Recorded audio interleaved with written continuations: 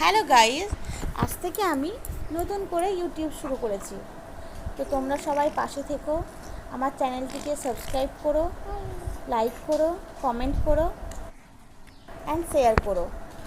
এটা হলো ছোট্ট মেয়ে আধ্যা। এটা পুচুর বোন। পুচু তাকে খুব ভালোবাসে।